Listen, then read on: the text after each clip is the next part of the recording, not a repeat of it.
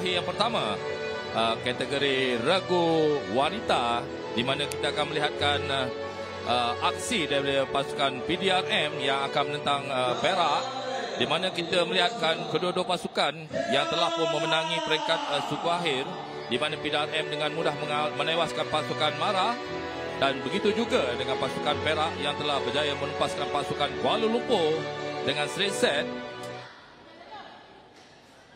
Siti Nur Zubaida menanti balingan dari Cawan Kongli. Dalam kurang kemas untuk bola pertama dan juga bola kedua.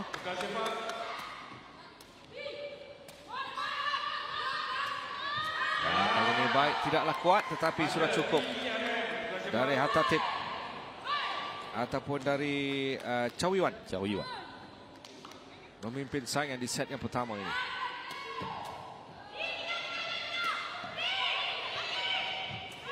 Bijak.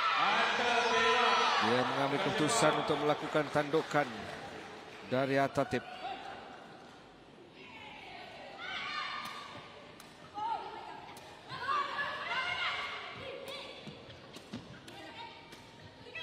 Teragak-agak.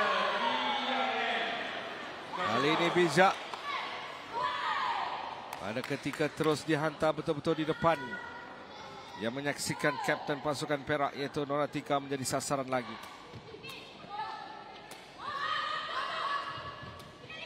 Ini baik. Tetapi lihat bagaimana apungan itu diberikan betul-betul di bahagian tengah yang memudahkan untuk Cawiwan melakukan rejaman. Ya, sekali lagi kita lihat Atikah masih lama Sekolah Menengah Kebangsaan Datuk Haji Husin. Sekali lagi kali ini saya rasa ia lebih menjurus kepada Hatatip dan juga Cawiwan. Ya.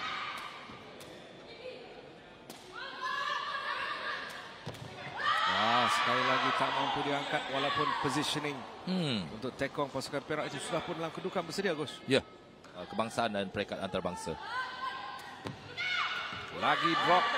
Kali ini terus mencari Atika yang dilakukan oleh Zubaida.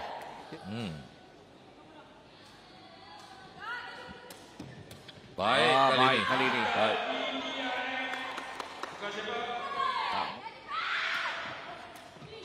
Luang kali ini. Jauh. Cawiwan. Tamat untuk kemenangan. Set yang pertama memihak kepada PDRM. Walaupun kita lihat antara yang dilakukan oleh Fifi tadi begitu jauh, tetapi kita lihatkan kemampuan killer import pasukan PDRM. Cawiwan dapat lagi melakukan satu rejaman. Kalau dilihat juga rumusan untuk set yang pertama ini, Siti Zubaida umpamanya, ya, tekong pasukan PDRM.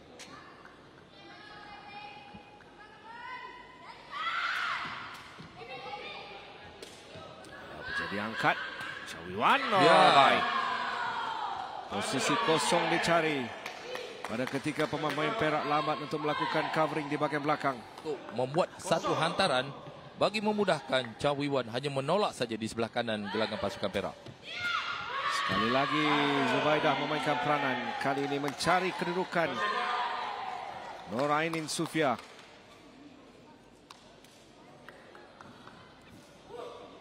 Puteri Nolisha Fatihah direhatkan sementara, memberi peluang kepada Ilmida Farhana. Kali ini hadangan yang begitu baik dilakukan oleh Cawiwan. Beliau hanya menunggu saja. Servis Zubaidah. Dia sekali lagi terus. Ya, kali ini Hatatip pula.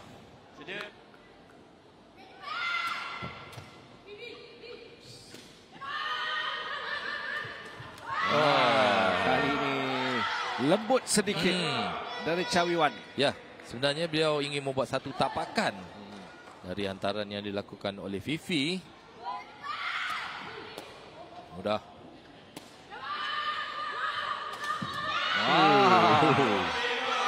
Saya rasa setakat ini itu antara blocking terbaik ya Terlihat Tatip. Chow Wee Wan melakukan rejaman. Kita lihat kedudukan Tatip hanya menunggu saja pertahanan serta serangan-serangan yang serba tidak menjadi. Dari kita lihat sekali lagi, ini punca yang menyebabkan ketiga-tiga pemain Perak ini tidak dapat menghasilkan pertahanan atau tumpuan. Lagi Chow Wee Wan dicari. Lihat bagaimana dia naik walaupun blocking dilakukan. Tidaklah begitu kuat tetapi sudah cukup untuk membias terkena badan Tatip.